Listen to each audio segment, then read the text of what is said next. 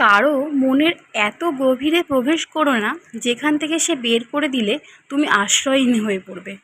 আর কারোর সাথে এত বেশি মনের কথা বলো না, সে যদি কথা বলা বন্ধ করে দেয় তাহলে তুমি বাকরুদ্ধ হয়ে যাবে।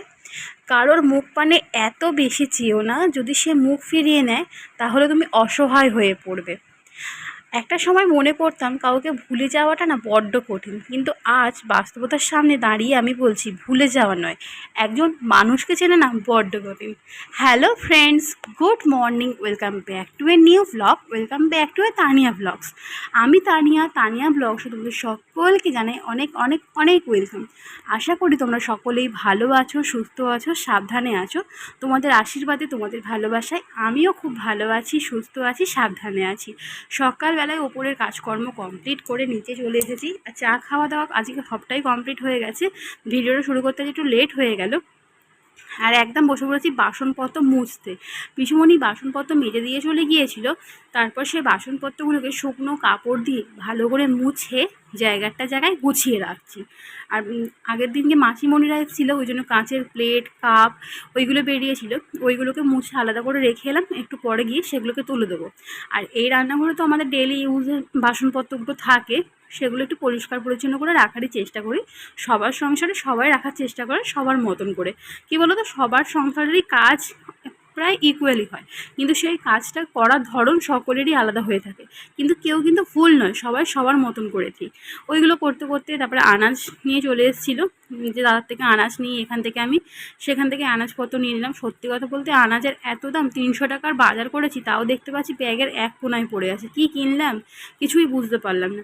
তারপর আগের দিনের ঘুগনি ছিল, সেটাই একটু শসা পেঁয়াজ কাঁচা লঙ্কা আর ওপর দিয়ে একটু মশলা ছড়িয়ে মুড়ি নিয়ে বসে পড়েছি তোমরা দাদাভাই আর আমি। তারপর চলে গেছি রান্নাঘরে। আর সত্যি কথা বলতে রান্নাঘরে যতক্ষণ আমি রান্না করি, রান্নাঘরের মধ্যে কিন্তু একটা যুদ্ধ চলে, মানে ছোটোখাটো যুদ্ধ চলেই বলতে পারো। এই ধরো, একদিকে ডাল সেদ্ধ করতে বসিয়েছি, একদিকে বসিয়েছি কড়াইতে দিয়ে দিয়েছি ঢ্যাঁড়স। এবার পেঁয়াজ দিয়ে ঢ্যাঁড়সটাকে না যদি আমি ভাজতে দিই তো ঢ্যাঁড়সটা ভাজা হয়ে যাবে, পেঁয়াজটা ভাজা হবে না, ঢ্যাঁড়সটা বেশি গলে গেলে খেতে ভালো লাগবে না। ওই জন্য কড়াই বসিয়ে দিয়ে ঝুটঝুট করে পেঁয়াজটা কেটে ফেললাম। তারপর আবার দেখছি হাফ নরম হয়ে এসেছে, এখানে সর্ষে পোস্ত আর একটু কাঁচা লঙ্কাও বেটে নিচ্ছি। বুঝতে পারছো তো, ভিডিওটা একটু স্পিড করে দিয়েছি কারণ টাইমটা নাহলে অনেকটাই বেড়ে যায়। অতক্ষণ ধরে তো ভিডিওটা আমি শেয়ার করতে পারবো না যে কী করি না করি। আজকে অনেকটাই ভিডিও করার চেষ্টা করেছি আর অনেকটা স্পিডে করিয়ে দিয়েছি। আর এই যে এখানেও একটু পেঁয়াজগুলোকে আবার ধুয়ে নিলাম। আর এখানে যে কী বলে রসুনের খোলা টোলাগুলো ছিল সেগুলো পরিষ্কার করে নিলাম। আর দেখতেই পাচ্ছি ডালটা মোটামুটি সেদ্ধ হয়ে গেছে। আর ডালে যে পরিমাণ জল লাগবে সেই পরিমাণ জল দিয়ে কড়া ধুয়ে আর একটা কড়া বসিয়ে দিয়েছি। আর যেহেতু একটু মুগ ডাল করবো, প্রথমে আদা বেটে নিচ্ছি। আদাটা বেশি করেই বাটছি, যে আদা আরও তরকারিতে দিতেও লাগবে আর এও লাগবে। আগে না আদা পুরো আমি একসঙ্গে বেটে না ফ্রিজে রেখে দিতাম। সত্যি কথা বলতে সেই আদাটা না দুদিন পরের নিচে কেমন একটা জমে যায়।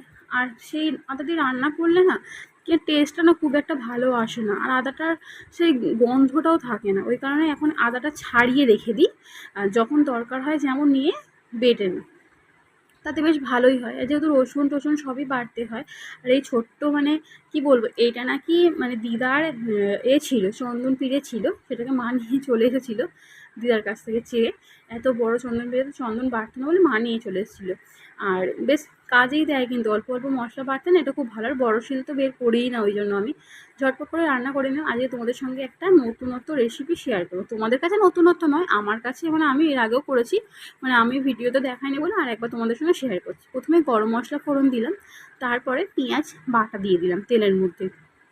তেজপাতা জিরে কিচ্ছু যাবে না, এতে শুকনো লঙ্কাও যাবে না, শুধু গরম মশলা ফোড়নের ওপর দিয়ে যাবে হচ্ছে পেঁয়াজ বাটা দিলাম। আর পেঁয়াজটা ভালো করে মানে কম আঁচে ভালো করে নাড়িয়ে দেওয়ার পর রসুন কাঁচা লঙ্কা আদা সমস্ত কিছু পেস্টটা দিয়ে দিলাম। সেটা দিয়েও আরও কিছুক্ষণ ভালো করে কষে নিতে হবে। রান্না কিন্তু কষানোর কাছেই ডিপেন্ড করে যে রান্নার টেস্টটা কতটা ভালোবাসবে। তারপর এখানে বেঁধে রেখেছিলাম মৌরি কাজু পোস্ত চারমগজ, সেগুলোকে দিয়ে আরও ভালোক্ষণ কষিয়ে নিয়েছি। তারপরে দিয়ে দিলাম পরিমাণ মতো লবণ, যেহেতু মাছে আগে থেকে লবণ মেশানো রয়েছে। তারপরে একটুখানি স্বাদ থেকে ব্যালেন্স করার জন্য দিয়ে দিলাম চিনি। চিনিটা আমি প্রায় সব তরকারিতেই দিই। তারপর এখানে তোমার টক দই ফেটিয়ে রেখেছিলাম, সেইটাই আবার দিয়ে দিলাম, দিয়ে আবার কিছুক্ষণ কষাতে হবে। আচ্ছা, এই দেখতে পাচ্ছ কষানোটা মোটামুটি হয়ে এসেছে। রান্নাটা কিন্তু সাদা তেলে করতে হবে, হ্যাঁ। তোমরা চাইলে সর্ষের তেলে করতেই পারো, তাতে যে খুব একটা টেস্টের পরিবর্তন আসবে তা কিন্তু নয়। আমি সাদা তেলে করি বলে তোমাদের সঙ্গে সাদা তেলেই রেসিপিটা শেয়ার করলাম। আর মাছ ভাজার সময় মানে মাছে যে হলুদ মাখানো ছিল সেই হলুদে, পরে কিন্তু কোনো এক্সট্রা করে আমি হলুদ ব্যবহার করিনি। তোমরা যদি কেউ দিতে চাও হলুদ দিতেই পারো, তাতে কোনো স্বাদের সঙ্গে পরিবর্তন আসবে না, দেখার একটা পরিবর্তন আসতে পারে।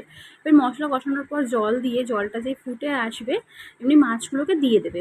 এবারে মাছগুলো দিয়ে রাখার পরে কিছুক্ষণ ভালো করে ফুটতে দিতে হবে। আর যখন ফুটবে জলটা তখন কিছু চেরা কাঁচা লঙ্কা দিয়ে দিতে হবে। আর দেখতেই পাচ্ছ কতটা মানে জলটা মরে গেছে, তখন একটুখানি গরম মশলা ওপর দিয়ে ছড়িয়ে একটুখানি নাড়াচাড়া করে নামিয়ে নিলেই ব্যাস তৈরি হয়ে যাবে দই কাতলা। রেসিপিটা কেমন লাগলো বাড়িতে অবশ্যই ট্রাই করে কিন্তু দেখো। আর দেখতে পাচ্ছ দই কাতলার ফাইনাল লুকটা।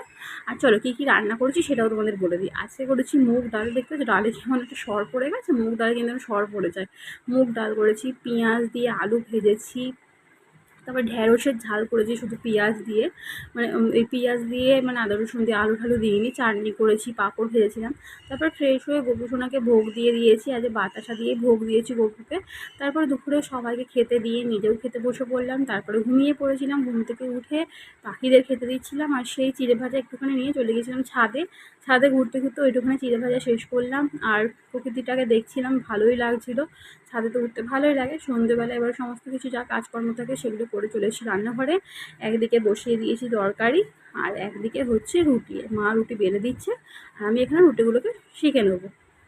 রুটি বলো যাই বলো, দুজনে মিলে কাজ করলে কিন্তু কাজ করতে অতটা কষ্টও হয় না, আর কাজটা তাড়াতাড়িও হয়ে যায়। মা কিন্তু রুটিটা আমাকে বেলেই দেয় যখনই রুটি করি। খুব কম সময় হয়, আমি নিজেই একাই করে নিই। রুটিটা আমাকে মেখে, আটাটা মেখে দেয়, আর রুটিটাও বেলে দেয়। তো আজকে দুজনে মিলে রান্নাঘরের মধ্যে রুটিটা করে নিচ্ছি। আর রাত্রেবেলার দিকে না আমাদের কেউ কোনোদিনও ভাত খেতেই চায় না। আমার মাঝে মাঝে একটু ইচ্ছে করে যদি গরম ভাত, একটু ঘি আলু ভাতে বা ডিম সেদ্ধ দিয়ে খেতে পারতাম, কি ভালোই না হতো। কিন্তু কেউ খায় না বলে নিজের জন্য একার জন্য ভাত বসাবো, সেই ভেবে কোনোদিনও আমি নিজের জন্য ভাত বসাইও না। আর এদিকে তরকারিটা মোটামুটি হয়ে এসেছে। আর রাত্রিরে যদি সবাই রুটি খাই, এই 12খানার মতন আমাদের রুটি লাগে, খুব বেশি রুটি লাগে না। তো এই রুটিগুলো করে নিচ্ছি। তোমাদেরকে কিছু কথা আমার বলার আছে। অনেকেই তোমরা যারা আমাকে ব্যক্তিগতভাবে জিজ্ঞাসা করো, হ্যাঁ কী করি না করি, তোমরা তো ভিডিওতে সব কিছুটাই দেখতে পাও, তারপরেও যে কেন তোমরা জিজ্ঞাসা করো আমি সেটাই বুঝতে পারি না। যাকে কথাটা আমি বললাম ভিডিওর মাধ্যমে সে নিশ্চয়ই ভালো করেই বুঝতে পারছো যে তোমাকেই আমি বলেছি। তো বেকার বেকার এগুলো করো না, যেগুলো তোমরা করছো, ঠিক আছে, সেগুলো খুব একটা ভালো লাগে না। কারণ তোমাদের বলাতে না বলাতে কিছুই কিন্তু এসে যাবে না। আর এই যে মোটামুটি রুটিগুলো কমপ্লিট হয়ে গেল। আর রাত্রেবেলা আজকে তাড়াতাড়ি খেয়ে নেবো, খেয়ে উপরে চলে যাব। তো সকাল থেকে রাত্রি পর্যন্ত ভিডিওটা দেখার জন্য তোমাদেরকে জানাই অসংখ্য ধন্যবাদ। ভিডিওটা ভালো লাগলে ভিডিওটা ছেড়ে যাওয়ার আগে চ্যানেলটা সাবস্ক্রাইব করে দিও। টাটা।